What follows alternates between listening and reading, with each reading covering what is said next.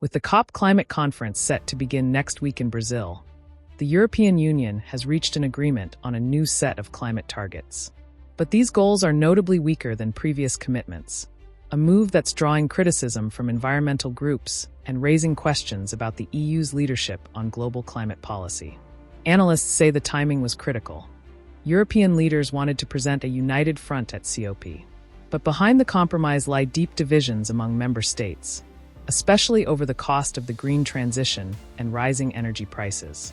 The result is a plan seen by many as a step backwards for Europe's climate leadership. From Berlin, DW's Mathis Richtmann joins us to unpack what these new targets mean and why they were pushed through now.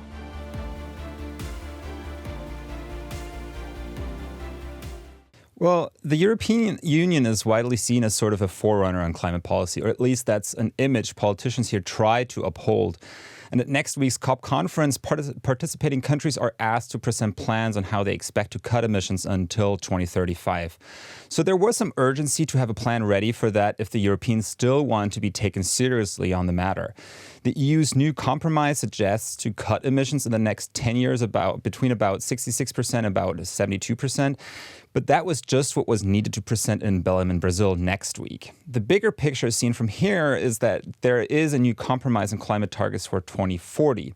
That's sort of the time span used for climate goals here in general. And here, the original goal was to cut CO2 emissions by 90% until 2040 if compared to levels from 1990. And while that target technically still holds, it's now pierced with exceptions. Foremost, EU member countries now still comply with that rule if they buy so-called offset certificates from elsewhere. So that would mean, for example, that Germany still complies with this target if heavy polluting companies buy carbon credits elsewhere, say by investing in a forestation project in another country, like it currently already happens, for example, in Costa Rica.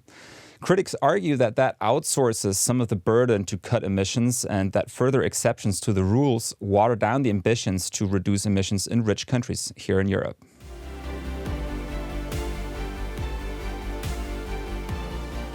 I think there are at least two factors at play that need to be taken into consideration. First, climate policy globally is seeing a retreat. That comes as climate-induced natural disasters are picking up globally, for example, with heavy flooding in Spain last year. At the same time, there is a more hostile economic environment globally that seems to have led to a more business-first attitude here in Europe as well that dampens climate priorities. That combines with countries like France and Italy being stretched in their budgets and a surge in populist right-wing parties that generally lowers priorities on climate policy. And that already leads to the second factor, the sort of division of leadership within the European Union. While there's historically a little bit more ambition on climate goals in Germany, other countries here tend to set their priorities differently. Given that division, some observers actually look at this new consensus, even though it's watered down, as a big win because the highly divided 27-member state European Union was able to get together and find at least some common ground.